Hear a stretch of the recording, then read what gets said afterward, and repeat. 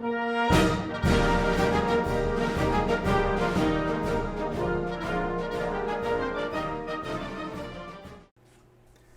day, fine people. This is Chief Production Executive Kurt. Bob is on vacation. Rumor has it that he's in the Twin Cities. This means that there will be no new podcast this week, so we will be recycling an old podcast from 2006. This old podcast is from April 19th of that year. As you know, Bob is into current events, so this recording from 2006 will not be very evergreen. Hope you enjoy this trip down memory lane of the Vikings love boat scandal and other events of the time. The Bob Kel CleverCast will return with fresh content shortly. Draft friendly.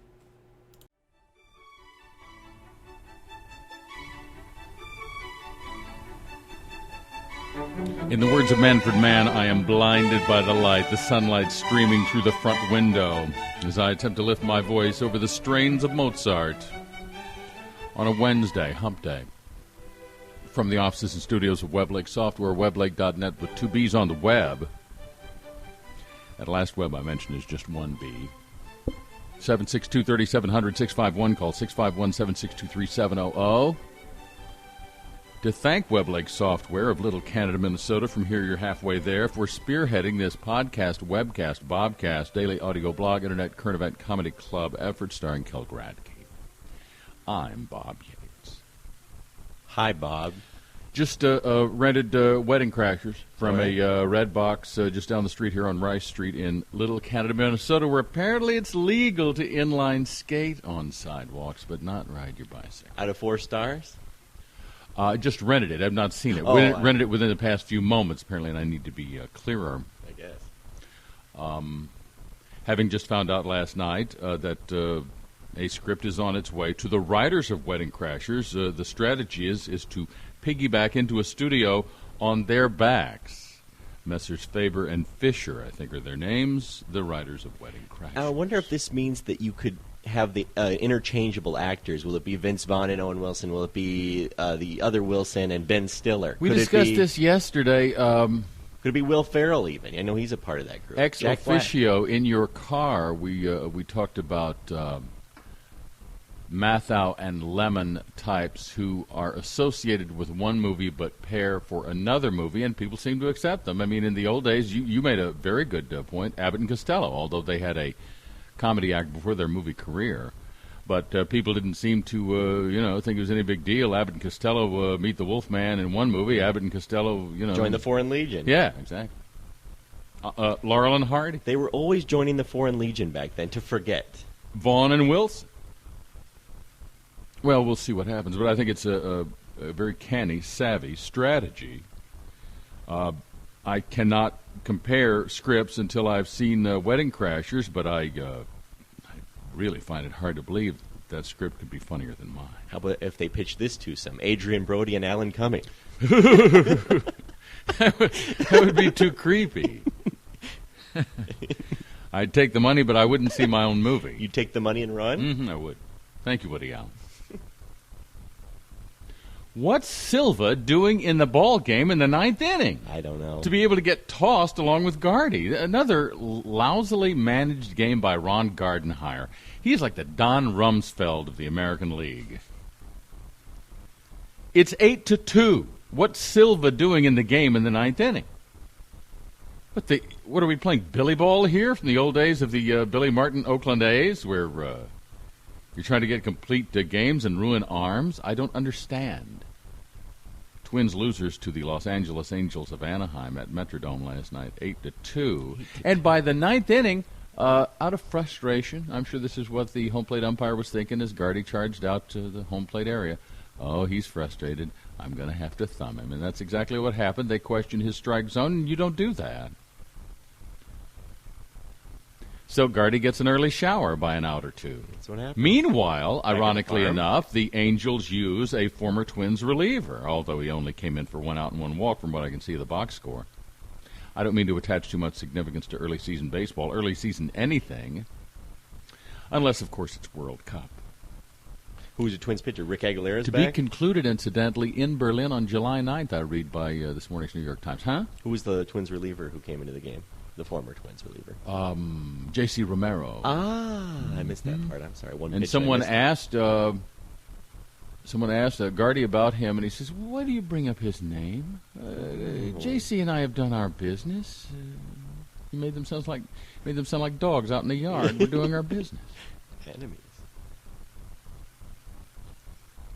And then the Timberwolves season will mercifully end tonight. Finally, it's over. Cries and pleas and plaintive wails in both local newspapers this morning, cracked by yours truly at a Starbucks on 36. At 5:45, they were open, thank God. I figured I'd gotten there 15 minutes early from PDR3's house. Oh. Look at you. Kind of lulled your neck. I don't know, what do you call that? I mean, There's there's wedding night sex, there's makeup sex. What do you call the sex on the night before? Bon one of voyage the people, sex. bon voyage sex. Okay, and we'll run her to the airport. Now, will there be any this airport afternoon, sex? and then I can philander for the next 12 days, huh? Will there be any airport sex? I'd be very surprised. There's room for conjugal visits On the conveyor I belt? don't know. Northwest Airlines, I wouldn't put it past them to put together a room for that and then charge you $15 like they would prime seats on an airplane. Get on the conveyor belt and say, check this. Mm-hmm. I had another sports item. What the hell is it? I don't want to go right. I don't want to, go to my strength, my A material, my Tom Cruise, Kate Holmes, Baby Born material just yet. But it seems as if I had another another sports sports item. You know there's not going to be any change in the Timberwolves front office because this is Glenn Taylor's toy. Have there been? And I just don't, it's just a very status quo situation there, much to the delight of Kevin McHale. Have they been losing like they have to here at the end to get that lottery pick that they've been doing their best, 9-32 on the road. Yikes! This is a team that they'll be winding up their season tonight against Memphis. This is a team that was battling for the NBA championship a couple years ago, right? Correct. I guess in a way it's no reflection on Flip. They had a subpar season under Flip. Then Flip goes to Detroit. Who was the popular radio host who kept yelling "Fire Flip, Fire Flip"? And they finally did. And then they fired you. Flip Saunders leads Detroit to a 64-17 mark. Two more wins than San Antonio. The second-place team isn't even close. They're 12 games behind. 37-3 at home, the Detroit Pistons. Now, did you see? I saw this that Denver gets a number 3 seed, even though they don't have the third best record in the. And don't talk seed to a guy who just had some bon voyage sex. All right. We congratulate the latest addition to the Purple Triangle. The Purple Triangle is extending to the west. It's that Carl Eller stretch of Golden Valley there on 394 that Willie Offord apparently did not read about during Carl Eller's troubles. Viking strong safety Willie Offord has been arrested on suspicion of driving while intoxicated. Minnesota State Patrol, 2:20 in the morning. That's Carl Eller time. Mm-hmm.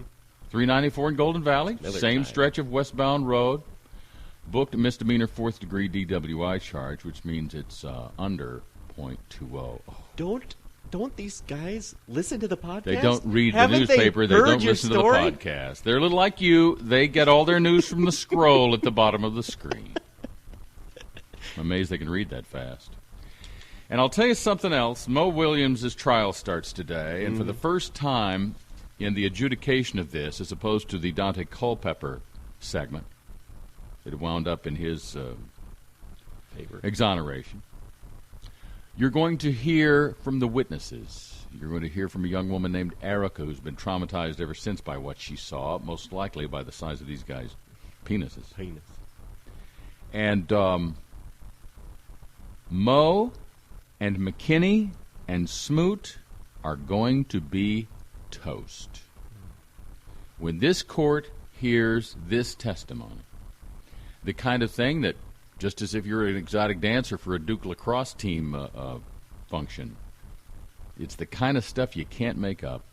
When people just like this young woman, Erica, who worked for Alan Alma's for 2 years prior to this traumatizing experience, when they hear this, these guys is toast. It's too bad. I mean, McKinney and Smoot, I know that they're pretty much the Animals. scum of the earth. Now, Mo Animals. Williams, I mean, our own Wally Langfellow used to hang out with him. I wonder if they'll call Wally as a character Well, witness. you know, you think you know a person. I guess.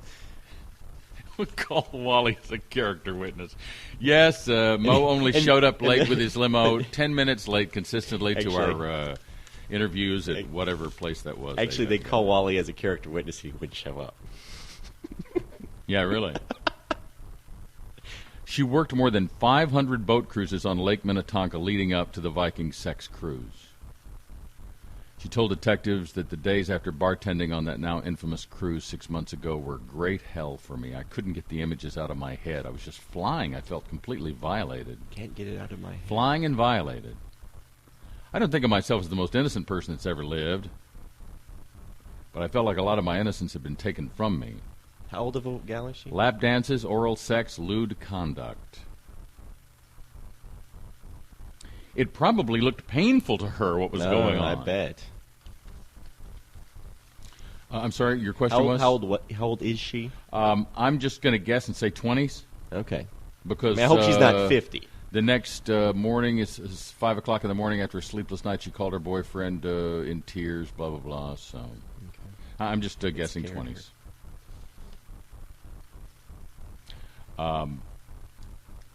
The Sex Cruise 3 are toast.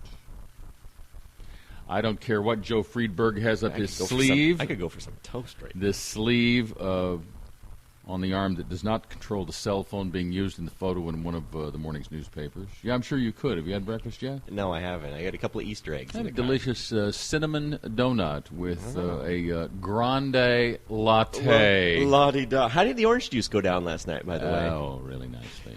Smooth. I feel kind of perverted, though, knowing that there's like half a bottle of Sky vodka in my trunk right now. That's not me. Let's crack open. That's not me. That's never been me. Well, give it to me. Well, I don't think that's in the cards. I'll just take it home, put it back in the freezer. In the freezer?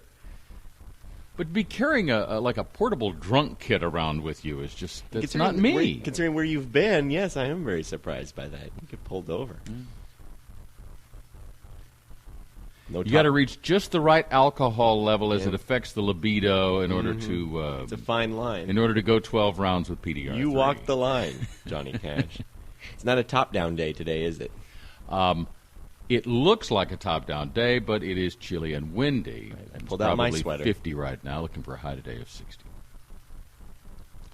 To me, the compelling story of the day has to do with a book I have not read, but I'm going to recommend based on what I've read of it in a review in this morning's New York Times from the Starbucks on 36. It's called The Boy Who Fell Out of the Sky, subtitled A True Story. It's just fictive enough to be true, seeing as how fact has trumped fiction in our culture over the past 15, 20 years. Although this did not happen within our culture, this happened over Lockerbie, Scotland. It had to do with the 259 passengers on Pan Am Flight 103, one of whom was a young writer named David Dornstein. And this is his story as told by his surviving brother, Ken. An amazing, amazing tale. It would make a fabulous novel or movie or documentary or something about when this plane exploded. This young man, David Dornstein, fell to earth in the yard of a Lockerbie resident named Ella Ramsden. And legend has it, he was clutching the novel he'd been working on his entire life, his magnum opus, that was going to make him internationally celebrated, and it was about a young writer who died in a plane crash.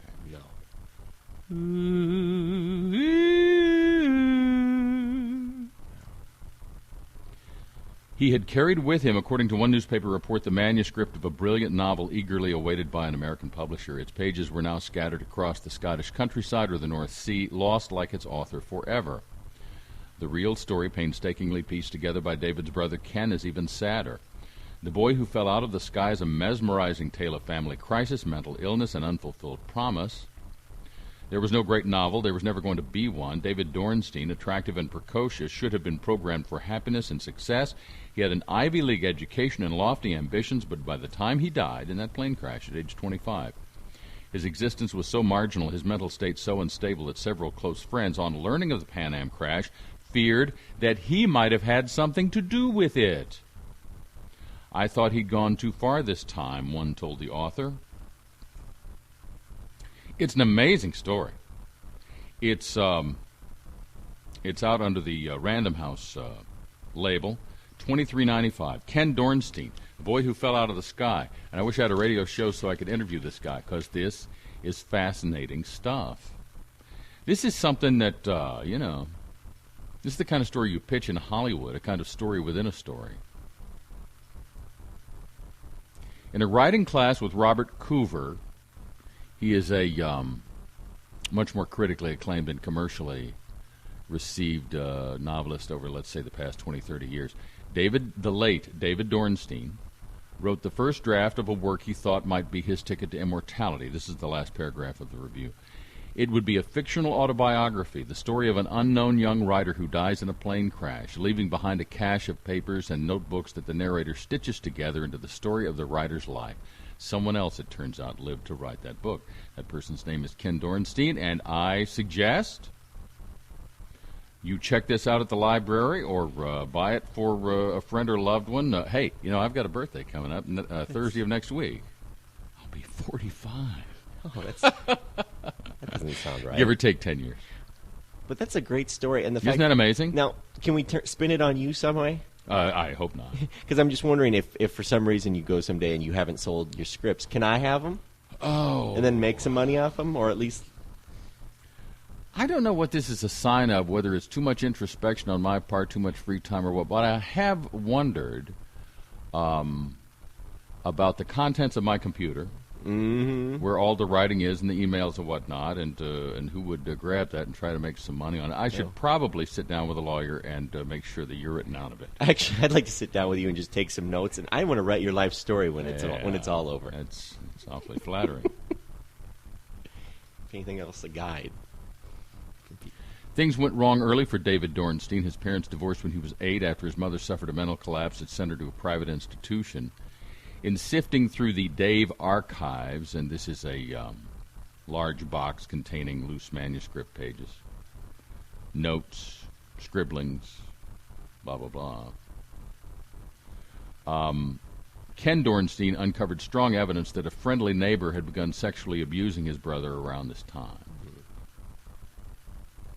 I mean, it's at best bittersweet, but you want to talk thought-provoking and original. I mean, just when you'd think the human condition had exhausted all the angles, here comes the Dornstein family. So that's what you want for your birthday? I said, here, Bob, here's a story about grief and tragedy. Oh, thank you, Kel. I've been wanting to read this. Happy birthday, Mr. Yates. Yeah. We congratulate Tom Cruise and Katie Holmes on the birth of a biological daughter. We don't know whose. It's none of my business. Do we name... This would be Cruise's first. They now have this in common with someone else pictured in today's newspaper, Melissa Etheridge and her husband, or wife. Or whatever. Now, do they They're name... in the family way as well. When you were 5 or 10 minutes late this morning, it occurred to me, maybe I should go to the phone and check my phone messages. Who's to say that your wife might not have gone in to have the child and you wouldn't be showing up today? That's a good point. It's a good point. And you would have been left alone. Not for many minutes. Home alone. Yeah, how long would you wait for me before you just gave up? 7:30. I just had it in my head. I'll give him till 7:30, and then I'll go to a phone and check my messages. Well, all right then. I'm so... I should, I can avert my eyes from news reports, printed or otherwise, whenever I see a phrase like Benifer or Brangelina or Tomcat. I really have no right to criticize, because it would be easy enough for me to ignore this. But the Tom Kitten, as she is being called, has arrived. Her name is Suri, S-U-R-I. Suri. She weighs 7 pounds 7 ounces, measures 20 inches long. Very small. How early did she come? Looks like maybe, You know, I don't know because like I did I think not it's a track month. this pregnancy as closely as the media did. I think it's a month early. I think they actually went in and got her out. Which is popular. You know, that's By the Hollywood- interesting. Hollywood You should crowd. bring that up. There is a story in one of the newspapers today, and obviously it's either the Pioneer Press, the Strib, or the Times, about the growing popularity, although still in a distinct minority, of C-sections, which I happen to think are for vanity in the same way that some women don't. Some women deny their newborns the nutrients of breastfeeding because they think it's going to screw up their breasts. Just another, indication of the Rome-like decline and fall of our culture. This is the first child for Katie Holmes, age 27. First biological offspring for Cruz, age 43.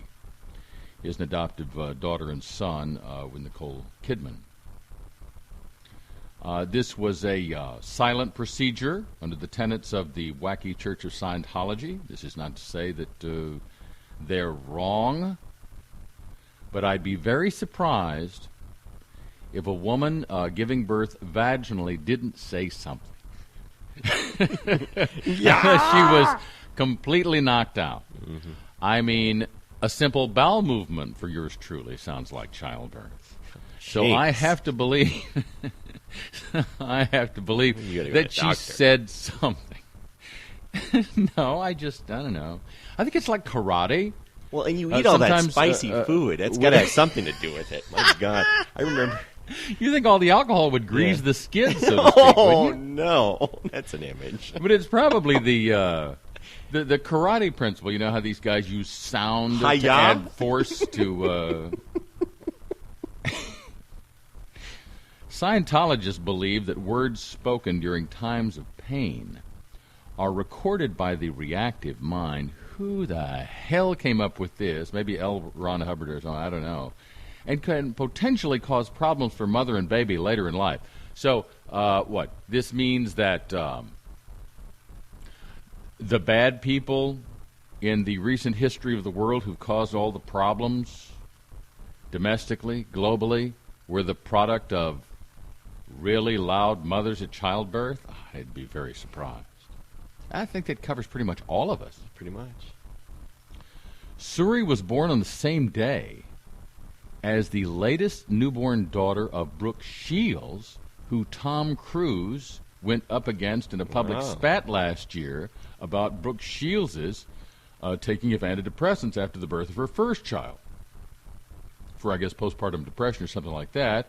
Tom Cruise, of course, had no reason, absolutely no business, passing judgment on Brooke Shields' decision or behavior. But once again, we have a religious zealot here.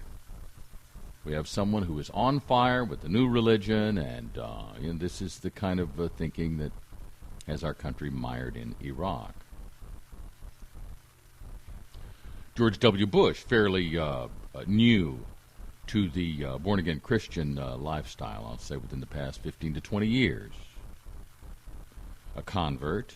And as a result, we're doing what we can to spread his beliefs around the world violently. You can say what you want, but Tom Cruise and Katie Holmes are attractive people, and this will probably be an attractive baby. But wouldn't it be funny if they ended up with a big-eared kid from Unfaithful? I predict that the child, if it resembles either of the two people, don't ask me why I say this, but I'm guessing the child will resemble her. All right. And as a girl, as a female, maybe that's best. Now, it's girls. so obvious 2 out of 3 from for looking you. at pictures of my family, look more like my mother. All right. And then one of my sisters looks more like my father. I mean, genetics is a wacky deal. And you look like Stephen St. Croix. And I look like a porn star, Stephen St. Croix. So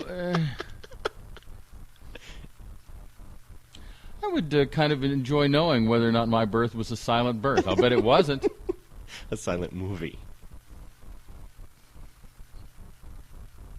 I'll tell you who deserves the Mother of All Time award for the birthing of all time. Yours? No. Oh. Fatty Arbuckles? Mrs. Merrick. That's a big head. Or That's a big head. Mrs. Merrick, the baby is crowning.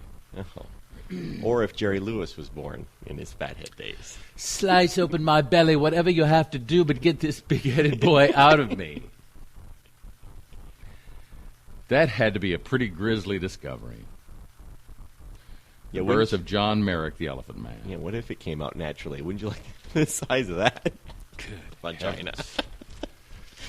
I don't think we have to play the vagina card, do we? Yeah. George Wallace would have stood at the door. At the vagina door?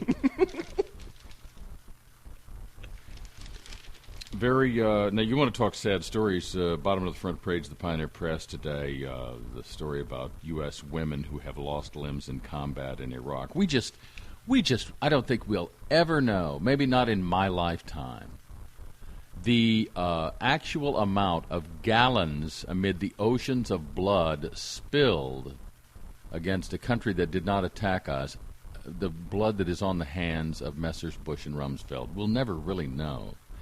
And in our looks-conscious culture, these young women come back from combat, and your heart goes out to them. You hope that someone will see them for them, and not allow the fact that they are missing limbs to detract from what wonderful people they are. And we hope they find love and fulfillment. But let's face it. This is a pretty artificial dating scene in the United States of America. I've learned that over the past 5 or 6 years. And they come back scarred and disfigured and armless and legless because of, well, it's not like we had a draft, and I'm not in to blame the victim, but they had to know there was a chance of something like that happening when they went over there under the guise, I'm sure in their own minds, of defending our country's security. But they come back here, and I'm just saying we ought to root for them. Somehow with guys, it's a different deal. I don't know why that is. Why there's this double standard in my head. That a guy who comes back has a better chance of finding love, but we certainly want nothing but happiness for the people who are returning and who are profiled at the bottom of the front page of the Pioneer Press today. In one case, retired Army Captain Dawn, D-A-W-N, Halfaker, who lost her right arm and part of her shoulder in the year 2004 when a grenade exploded in her Humvee in Bakuba, Iraq. And now she's back, resuming her life as an American citizen after having made her anatomical sacrifice. And what can you do but wish them well?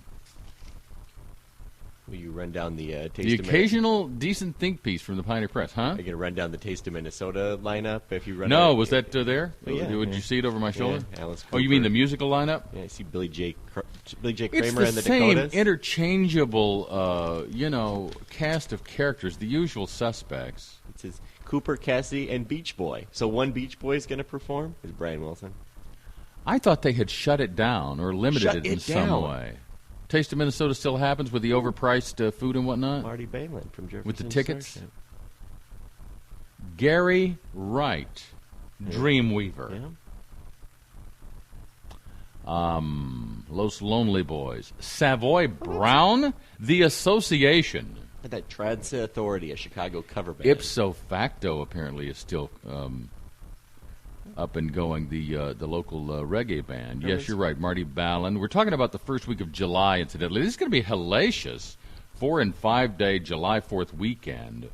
I think the very primitive plans right now are for a Vegas trip. Oh. For that well, don't bring the kids. Saturday, Sunday, Monday, Tuesday. No, I'm not. I think July 4th, if I'm not mistaken, falls on a Tuesday. Oh. So that's a possibility for a 4 and 5 day weekend there.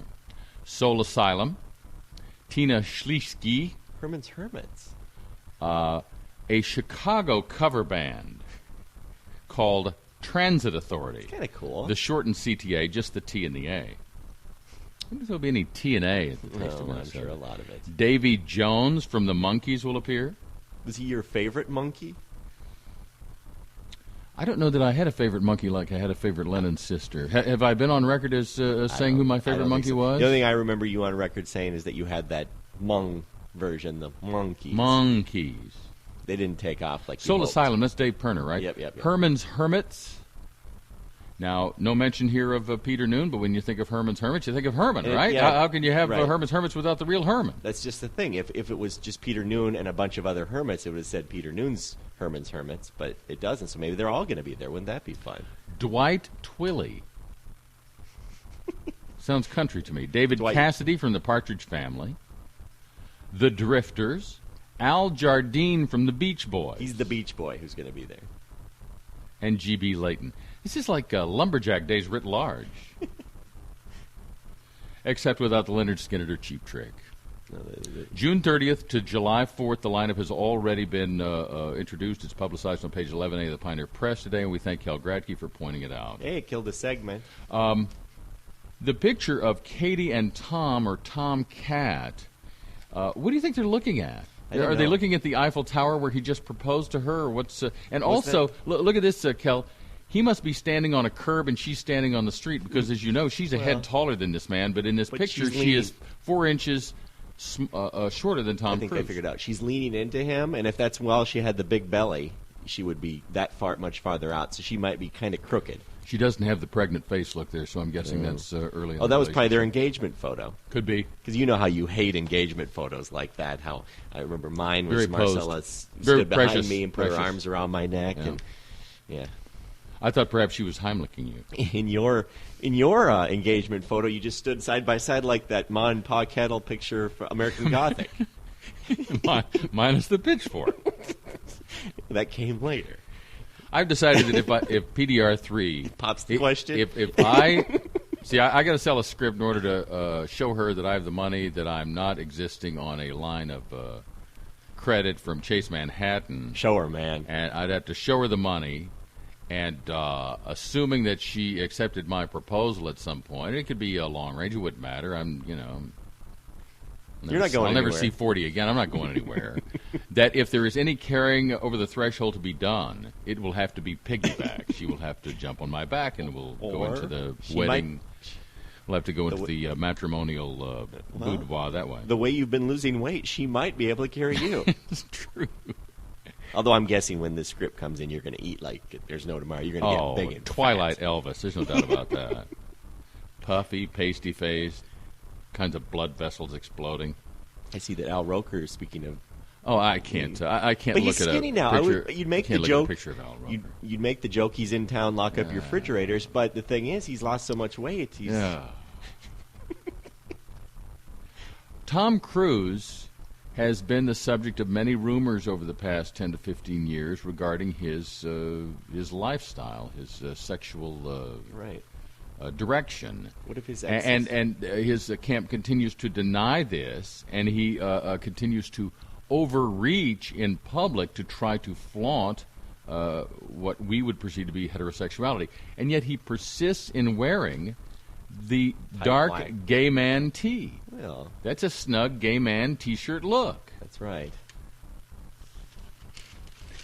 The T-shirt I'm looking at right now that Tom Cruise is pictured in, if I jumped on a sofa, Oprah's or anybody's, it would rip. Halston. Halston needs some black man. That joke was in the script reading from last week, right? I heard a Halston joke. No, it was about. It was as Destry was being given the tour of the rehab center, the Hazelden-like rehab center where Harlan, her final prey among the suspects, was staying. The director giving her the tour said that this particular rehab center had been returning the addicted elite to the general population since Halston's heyday. And I didn't get as big a laugh as I thought it Well, might. no, it's too subtle. It's too subtle. But then you did mention one of the top Bobby stars. Brown The wing. Bobby Brown wing, that got a laugh. So it was a much younger crowd. Mr. Rick Super Freak and that James got had a broken few. ground on the Bobby Brown wing. That got a few chuckles. Or what too. is now the Bobby Brown wing. Super Freak. I wonder, do Tom's exes, have they said anything about this, or have they moved on with their lives? I mean, who's Penelope Cruz shacking up with now? Oh, do you know? Who the hell is it? Yeah, I'm drawing a blank right now. Is Nicole but Kidman I seen will anybody? I will never understand why a person could have a chance to have a life with Penelope Cruz and somehow lose interest or cause her to lose interest in him. Yeah. I don't get it. Now, Penelope Cruz is not a classically beautiful woman. She's a Spaniard. But she's a swan. And that's what you want, right? You want somebody who doesn't look like anybody else. Katie Holmes is from the Hollywood, WB cookie cutter factory. That's exactly right. And don't get me wrong, I think she's a fine actress for what she has done. She's a cute. For the TV projects and for movies like Wonder Boys and what have you, and forgettable stuff you see on cable. She's fine for what she is. I hope their love is genuine. I hope their child gets a full scholarship decent to Yale. upbringing. I think the chances are, with apologies to Johnny Mathis, that if there is an attempt to drill Scientology into the child, I would not be surprised if the child runs away from home. How about Nicole Kidman? That would be a hell of a movie, wouldn't it? Yeah. About a child of 2 stars running away from home. I think the wheels are turning inside that head of yours. Man, that is a hell of an idea. It really is. Now, can I get part of the credit on that? Because I think I helped. Well, actually, a form of this happened in Raising Arizona. Nathan Arizona's one of his kids were kidnapped. Yeah, but I'm talking about a child of running 2 movie away. stars Well, running away from home. I like that idea. I don't know how I would develop it, but I just like the situation right off the bat. the thing is, nowadays, they get divorced from their parents, right? The irreconcilable differences back in the 80s. I know I mentioned Shrek 2 the other day because I think one of the top 10 performances in recent years is Antonio Banderas' Puss in You've Boots said that, yes. in Shrek 2. And you said that Eddie Izzard's character. Did Shrek 2's girlfriend or wife, what was her name? The green woman or whatever color she was. Well, Cameron Diaz's character? Yeah. Yeah. You remember her name? Remember the character's name? Did they spawn? Did they have a child? I know they married. I know they went on a honeymoon, and you'd think something would come of that, but I didn't see anything. Because he's an ogre. Yeah. I don't know whether she is or not. She's an ogress. She's an ogress.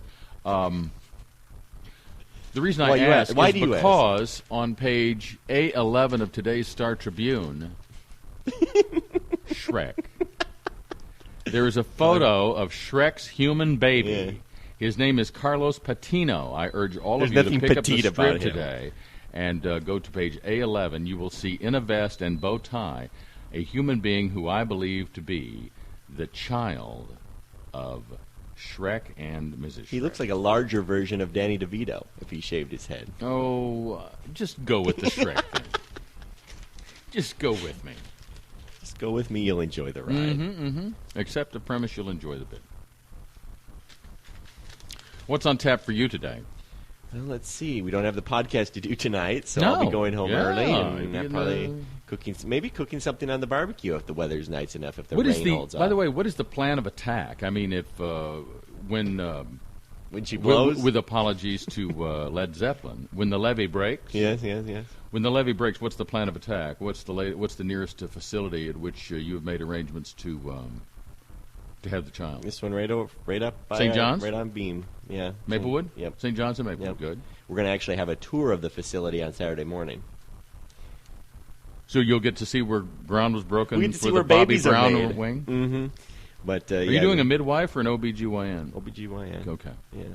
I mean, Bianca was born at the Children's Hospital in downtown St. Paul. That's where Ross Robert Yates was born. But, that's kind of out of the way to get to downtown. And, it also makes it... Wrong time of the morning. How about that? Oh, But God, it's 7 o'clock in the morning on a weekday. Good luck having your child at Children's. Yeah, luckily for Bianca, it was like 1 in the morning. But I don't know. It's going to be interesting because, the thing is, her parents are going to be here, and they won't have a car. So on Beam, they can walk to and from the hospital, which will be nice. That'll be just like the old days. Mm-hmm. You walk down the creek and have your baby, like in the movie Little Big Man. Where'd she go? I think she walked down the creek and just go out and have her baby. Now, the thing is, we're going to have to eventually... we went to a Twins game, and then that night, Bianca was born. So watch to see when we're going to a Twins game. Whoa. And you might want to place bets, as it were. Man. As I know you're a betting man. Goodness.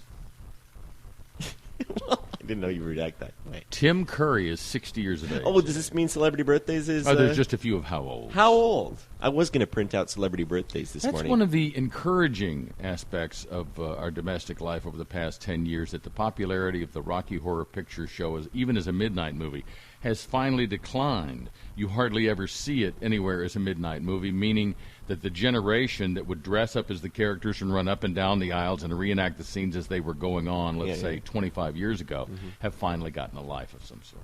Or just they're not as proud of their bodies as they once were. That's my suspicion. Hip-hop mogul Suge Knight, or Suge, or you know what? He can pronounce it however he likes. He's 41. No. He is... Is he the one who killed Tupac? He is in jail. I think he's back in jail. And I think there was a lawsuit against him for like $1 zillion. But he is of no threat to anyone, to my knowledge. But he has threatened or had his threats carried out. That's true. I don't know is he whether, West Coast or East Coast? I think, I don't know. I think Notorious B.I.G. was East. Yeah, Tupac. Suge Knight may be West. Okay.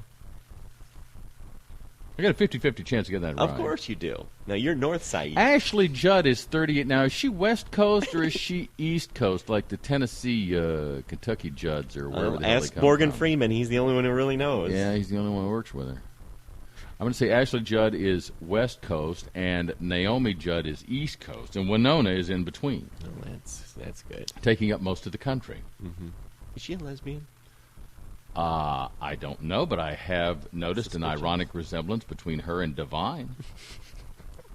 There have been unflattering unflattering photo angles of Winona that remind me of the late cross-dresser from the John Waters stable, Divine. That's a bad angle. Kate Hudson is 27 today. Well, she has done nothing since... What was it called? What was her movie? What a bad ending to a movie that was Les Divorce. But I realize it's tough. It's sometimes easy to come up with a decent first and second act for a movie and tough to end it. I just thought that ending sucked. I enjoyed the shots of Paris and environs, and Naomi Watts was delightful, but the ending just blew. What else is Kate Hudson? Hudson, the only decent movie Kate Hudson to me has been in is Almost Famous. Right, and after that, that was like her first movie, wasn't it? Yeah, pretty much. All downhill since then. And what did she play? A kind of Janis Joplin type person? Yeah, or somebody connected with a groupie. That's right, for a rock musician. You're right. Kind of a Pamela DeBar. If that with helps the band you. type. Mm-hmm, mm-hmm. Well, is she the most famous groupie? Is there another famous groupie? There was that one who wrote books. She's written so many books about that experience she had with the Rolling Stones and Steven Tyler. And stuff. Yeah. What the hell was her name? Oh, well. That's got to be weird, being famous for the people that you've slept with. Well, Steven Tyler, who's Liv Tyler's mom? Wasn't she a famous groupie? Oh, B.B. Buell. Yeah, but she was a Playboy playmate, so I guess that doesn't... At some point, Kate Hudson and her mom are going to be going neck and neck in terms of the number of turkeys they've been in. That's true. I mean, when was the last time Goldie Hawn... with the Banger Sisters? Now, you were in a movie similar to that back in the 70s. It was Bangers and Mash. Filmed that in Ireland. So you banged her. And now it's time for local listing. Already? Oh, not. Is this going to be another shortened podcast? You know what? If you have anything to say about it. It is. It is what it is. We should have pointed this out Define yesterday when we gave you the 45-minute podcast. That was probably inflated by the classical music. I'm pretty proud of a record that has seen us be able to do 3 months worth of these fulfilled hour per weekday, that is, obligations on average. It took 3 months before we failed you with a podcast that was 15 minutes shy. I personally would prefer to do an hour, but I would also prefer that the newsmakers hold up their end as well. Because this ain't radio theater. I mean, I'm bringing newspapers in here, and I'm clipping papers like a madman as if I were still on the radio. And in this particular case, 1 day out of 90 on your calendar, the newsmakers failed us. Hey, the other thing is you've been doing consistently 1 hour and 2 minutes, 1 hour and 3 minutes. So add up all those 2s and 3s, you got 15. Credit for time served, just like in jurisprudence? I think you're okay. I think we'll call that even. But you still have 2 hours. We'll call it a wash? We're doing a Saturday show. Did you tell the people that? We should announce that live stream of one of the makeup shows will be this coming Saturday at 8 o'clock. It has to be at 8 o'clock.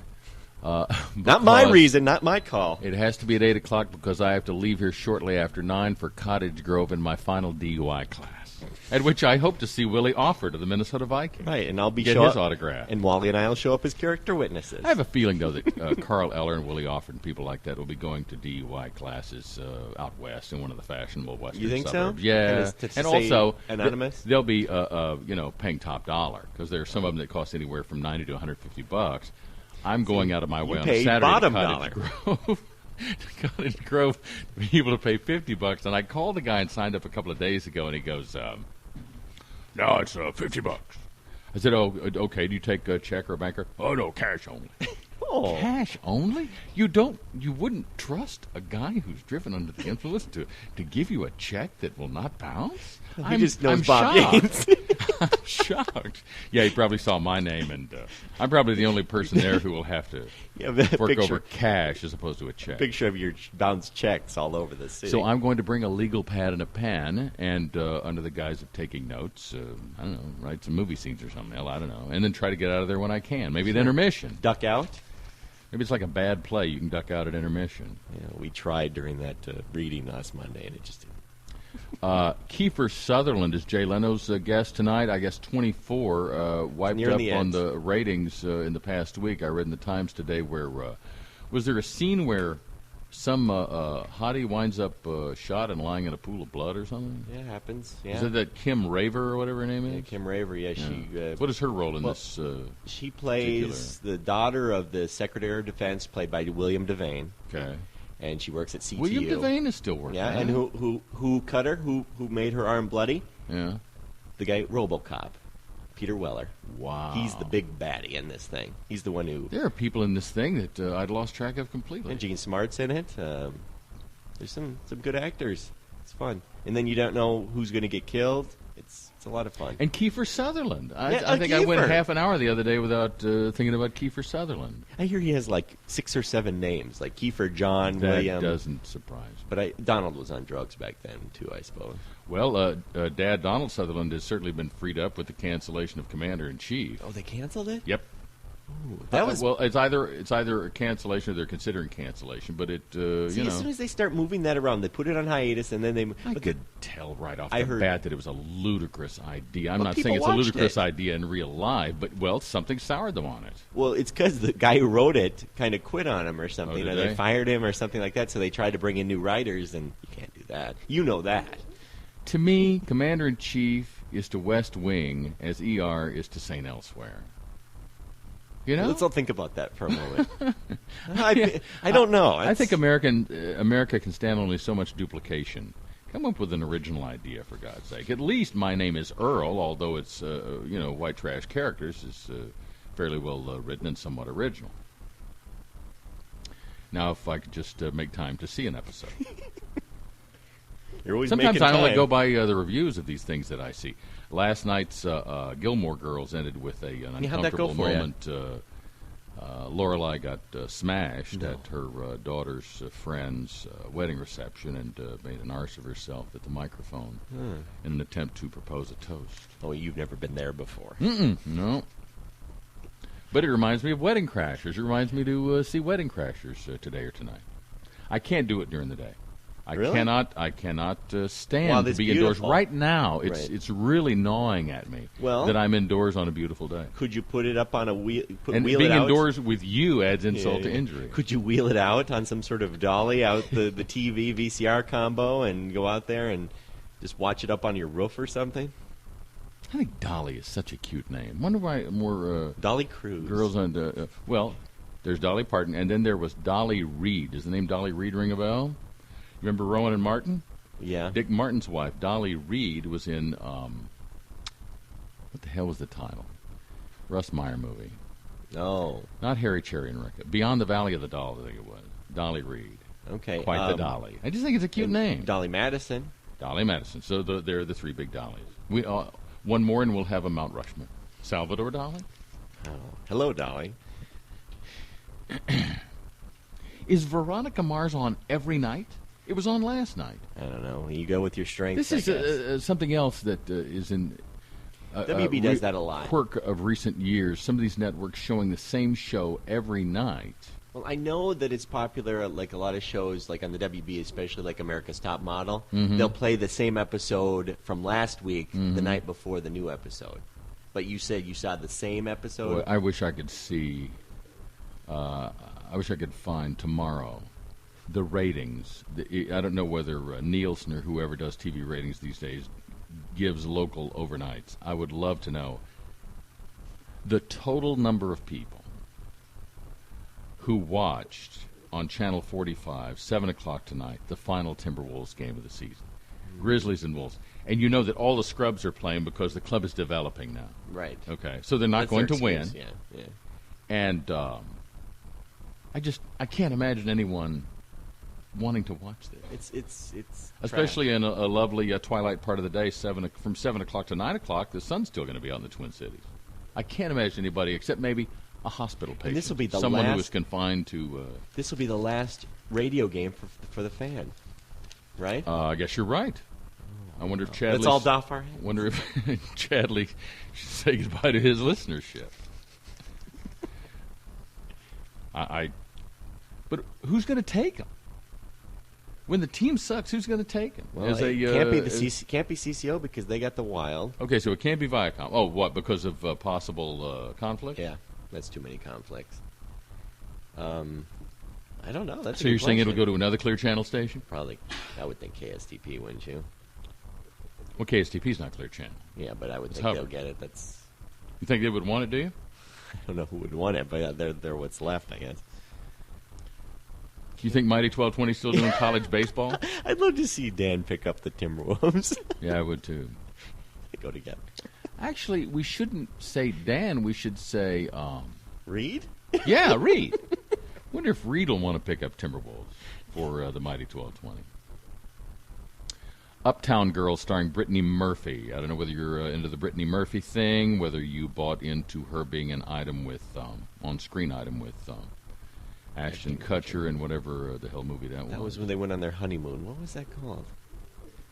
I have no idea. Now, we established a while ago that Kate Hudson was a groupie and not a Janis Joplin-type figure in Almost Famous. That's right. But Bette Midler was a Janis Joplin figure in The Rose from 1979 Would you care to sing a on few the Fox bars? Movie Channel.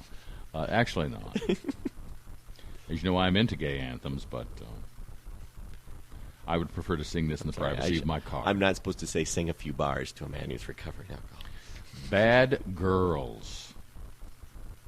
Not the Donna Summer version, but This the is movie the with Madeline Madeline Stowe. Stowe and Drew Barrymore and Right I don't around know, it, long what, and Annie right. McDowell, whoever was in it, I don't know. Steven Soderbergh is credited with making great advances in the field of indie film in the late 80s with Sex, Lies, and Videotape, which will be on IFC tonight after the award-winning documentary Hoop Dreams.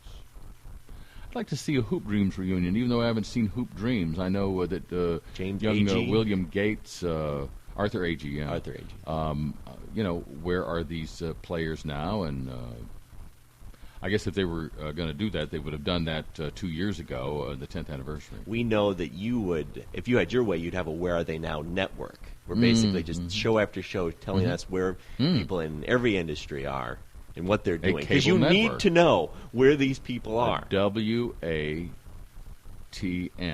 Those would be the call letters. Where are they now? Station agent. Little Peter Dinklage? With little Peter Dinklage and little Raven. No, not Raven. I can't think of her name now. The adorable black child. She's I was not going in to it say it's very not much. Raven Simone. It's I can't think of her name. I would like to see Peter Dinklage in a movie in which the first ever adult Amber Alert was sounded. He's in an upcoming movie. He plays a lawyer, and I can't think of what the name is, or even if it's out right now. I know he doesn't want to be known mainly as a little person, but let's face it, he's milking it for all it's worth. And I admire duplicity when it's nicely executed as he's doing it. Yeah. But, it's whatever he doesn't want to be known for, he is enjoying the hell out of, and it's getting him roles. And you know what? He's a hell of an actor. He's very That's good. that's the bottom line. I want to warn you that if you have not seen the movie Unfaithful with Richard Gere and Diane Lane, that the producers of that movie and the director are going to attempt to convince you that the big-eared kid from Malcolm in the Middle could be the biological son of these two very photogenic people. You don't have to buy into that to enjoy what goes on between Diane Lane and my lookalike, Olivier Martinez, in Unfaithful. And that's on TBS tonight, and you can bet your bottom dollar that they are going to edit that movie into submission. It will be almost totally unrecognizable from the theatrical version. I tell you, Mr. Dinklage is in a lot of films, upcoming films. You have his filmography there, do you? Well, he's in Lassie, although I don't... Did Lassie come and go? It says 2005. Maybe it's... Oh, thank you so much. I don't know. Anyway, he's in that. I don't recall He's also... Lassie. Get these movies that are filming or just being announced. One of them's called 3/5 of a Man, so obviously based on his height. Mendel's Dwarf. Dwarf. I would like to have seen him ride Lassie. I'll bet he could. And hey, you know this option agreement that I was trying to print yesterday? We couldn't find the printer. 45 of them, yeah. We have 2 copies of it now. Well, only 2 at least. That's a good sign. Do you remember which one it was? And the explanation, as Sophia worded it in the email, in her email reply yesterday, is as follows. That is base price, or those of you who tuned in yesterday heard me bitching about the wording of an option agreement for the production of a motion picture. I couldn't understand why I was being confined to a certain dollar figure and why she would confine herself to a minimum payment of $100,000. And she writes back to say that is base price if the budget of the movie is $1 million. Since I don't know what the budget will be, we have to use a base price. Okay, so that's 4% per million. The average budget of a motion picture in the year 2006 is $25 million. Let's do the math. Yeah, let's do Actually, I've already done the math. Yeah. And 4% of $25 million is $1 million. Mm-hmm. Okay. And that's before all the other stuff, you know, DVD and Writers Guild residuals. And what I'm really interested in is the medical coverage. She continues, don't worry, I'm not saying you're getting paid that exact amount. The movie's budget will determine that, or the buyers will do that. With regards to the percentage, the standard for what writers get is 3 to 5%. 4% seemed fair from my POV. The numbers were put together by a lawyer. So, end of story. Numbers put together by a lawyer. Who's going to argue with that? I wouldn't. You're going to be a very rich man. No, that's not true. And I know you. I'll know more when I see Wedding Crashers. I love it that you're going to run around town and say, you can have a Cadillac. No. You can have a Cadillac. No. Kel Gretke, you can have a Cadillac. No. I'll be in the sauna. Any interest in the new Jennifer Aniston, Joan Cusack, Nicole Hofstetter directed project, Friends with Money? Any interest in that? Catherine Keener's in that, too, Catherine Keener's in that, yes. It's called Friends with Money. I don't know whether it's still at the Uptown or not. But I noticed that Jennifer Aniston's indie effort called The Good Girl is being played back-to-back on Oxygen Channel tonight.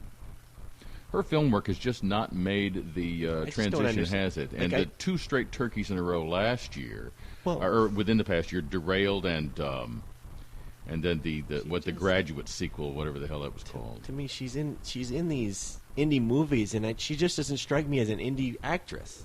I mean, she's too pretty and too, just too well known. I don't know. That's true. She's probably runs a risk of being typecast when you have a very successful TV run like she had with Friends. And yet, doesn't seem to have hurt Lisa Kudrow. She's been in a couple of, Romy and Michelle's high school reunion was did some business. And what I really enjoyed were the 2 indie efforts, Clock Watchers and especially Opposite of Sex. I thought she was excellent in that. What is the opposite of sex? Boredom? On that note. Oh, is it over? Yeah, it's over now. We got an hour out of this sucker. Wow, you really milked it. Thank you to all the contributors. St. Paul Pioneer Press, Minneapolis Star Tribune, New York Times, Bob at BobYatesShow.com email address, Kel Gradke. Before we go, we should also thank whoever's responsible for leaving the delicious confections from Scandinavian Bakery yesterday. Oh, they're still in the fridge. Oh. I hoard my food. I don't know if I've informed you that I always get nervous when you use the word I hoard. fear Armageddon. I want to save all the Danish I can. Mm-hmm. Grandpa's off to the sauna now. What a life you lead. Wait a minute, aren't you supposed to be going to work? I'll be picking you up in the morning at 7:15, mister, as we brown bag and commute again with trafficologist Kel Gratke. We close by once again thanking WebLake Software, weblake.net with 2 B's on the web, 651-762-3700, the number to call to thank them for spearheading this podcast effort. Throw them all of your software and internet business if you wouldn't mind, and please send our regards. Thank you for subscribing and renewing and urging others to do the same before it's too late. And as you could tell by the email I read verbatim, it could be too late very soon. Bob at Bob, make that www.bobyateshow with 2 S's.com. Consecutive S's. Back again with a live stream Thursday, the 20th of April. I think it's Hitler's birthday, isn't it? It's either tomorrow or Friday. So we'll have to have a special Hitlerian birthday edition of the podcast. Auf Wiedersehen. No, we end it in French. Bonsoir et bonne chance.